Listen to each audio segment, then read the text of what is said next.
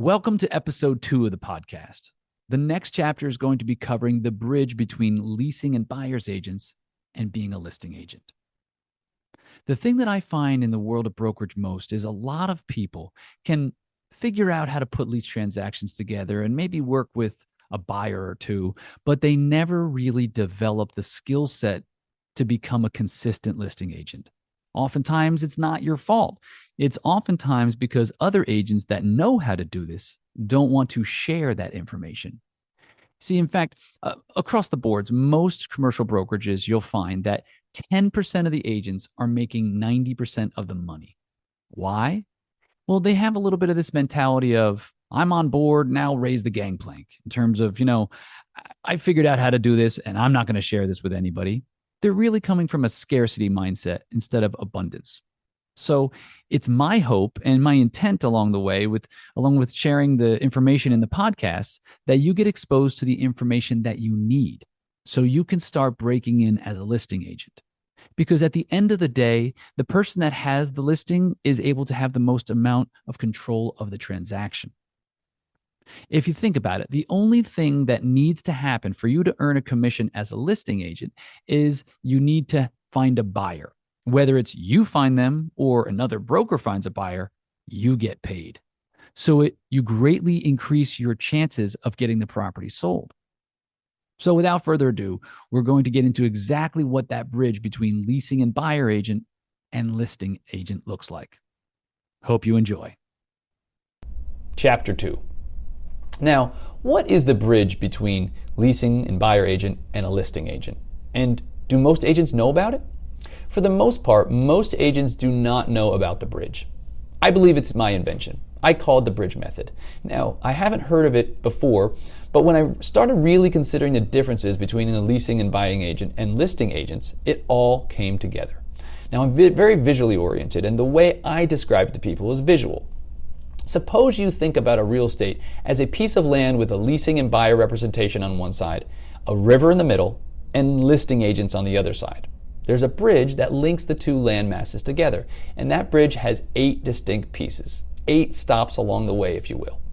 In any commercial transaction, a leasing and buying agent, they already know 8 of those distinct pieces that comprise the bridge. Now, that's why, in my estimation, leasing and buying agents are a lot easier to teach because they already have many of the skills needed. Now, here's another visual for you. The bridge is us creating a framework around what we already know. With a framework of knowledge, having a mentor show you what steps to take, it's simply like walking across a bridge, which is easier, softer way. Doing it without the bridge framework and trying to do it by yourself is like using the slippery stepping stones in a river that sometimes has rapids. It's easy to miss a rock, screw it up, and end up 100 miles downstream. Personally, crossing a bridge with a mentor is much faster and far less disastrous.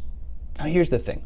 Most people on the other side, the members of that commercial secret society we talked about, most likely took that same slippery stepping stones approach across the rapids. And that's probably what has a lot to do with nobody wanting to make it easy for you. It was so difficult to traverse for them, so why would they go ahead and share their knowledge? I think there's a little bit of ego wrapped up in that. I had to grit it out on my way through. Why should I make it easier on you? It's like the old saying goes, I'm on the ship now, raise the game plan. I made it here, we're not helping anybody else. Now, valuation is a slippery stone. One of the main ways an agent could screw up and end up 100 miles downstream could be valuation. If you would think about it, if you have the most beautiful property in the most beautiful submarket, it has a sign out front and it's absolutely amazing, but it's priced 2 times what the market's willing to bear, you are never, ever going to sell it. You're asking $30 for a $20 bill. It doesn't make any sense and you'll never get it. That happens to be one of the pillars in the program that I teach. It goes back to the 8 skills that the bridge method that I mentioned. Leasing and buying agents don't know how much they already know about what's going on the listing side. If they've only closed 1 transaction in their career, they've already exercised 5 of these skills. Here's what I mean. If you've sold as little as one commercial property or leased as little as one commercial property, you already know how to prospect and generate leads, or else you wouldn't have sold the property. You already know how to nurture relationships and follow up with them. You already know how to close transactions. You already know how to deal with inspection periods. You already know how to write up a contract and do the requisite paperwork, and so forth. So there are only 3 things missing. That's what my program teaches. Leasing and buying agents interested in commercial real estate sales. What we do is we go in depth on just those 3 essential pieces because they already have more than half of what's necessary. Pushing on the pull door. When you're looking at the transformation from leasing and buying agent to commercial listing broker as a bridge, you're able to streamline the process of making the crossover. If you're doing it all by yourself and just trying to hodgepodge your way through it, lots of times you'll do a process in 5 steps when it could be done in 2. That's the beauty of a bridge framework. It streamlines your success. If you think about it, you could spend all your time knocking on the wrong doors. Have you ever seen that comic where the guy is trying to pull on the push door instead of pushing it, right? It's the same thing. If you're pushing on the pull door, you're never going to get in. Sometimes it's just as simple as someone telling you the right way of doing something.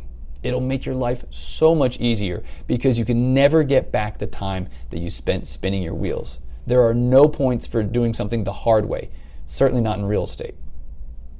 Killing your enthusiasm slowly. This is a story of a friend once told me. She said, "This is probably a strong word, but I feel this from my soul because I've been in sales and but it's really a travesty when you get someone into a company or a profession who's gung-ho, on fire, excited to get in there, do the best they can, and be the best that there is. They prepare to be the best, they study like heck, they grow their knowledge and their experience, but they're not given a framework or guideline, and they expel so much energy for so many years. Even a blind squirrel can find a nut occasionally, but it's the massive cost to their soul, expending all that energy only to get halfway there. Now, if they had a mentor while they still had all that energy and excitement, it could get them all the way across the finish line.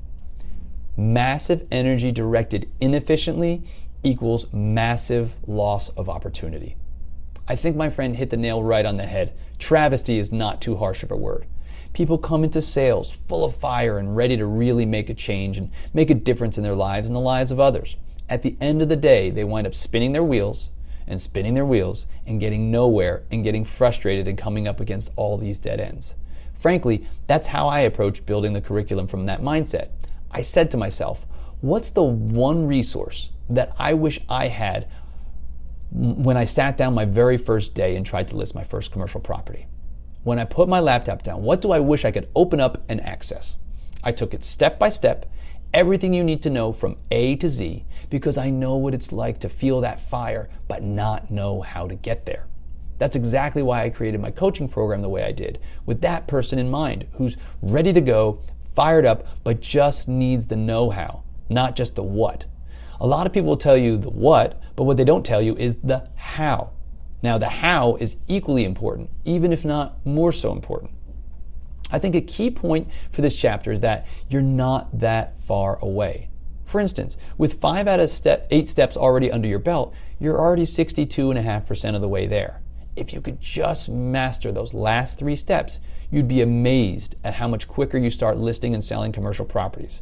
If you really want to consider, well, I already know X, Y, Z, A, B, C, don't worry about those. Instead, keep a laser focus on learning these 3 key pillars. Number 1, learning the foundations of multiple property types. Number 2, valuation of commercial real estate. And number 3, sourcing buyers and sellers. Those are the 3 critical components that, when combined with a super effective game plan, if you just put in the effort, spend the next 6 months learning everything you can, your business will absolutely take off. For example, many years ago, when I finally decided to really amplify my business, I joined a coaching program. I accomplished more in the next 24 months than I had in the previous 5 years because I started focusing on the right things. My business tripled in 24 months because I started pushing on the push door instead of pulling on the push door. And it made my life so much easier. The success that came with it was just attributed to the fact that I was doing the right things at the right time.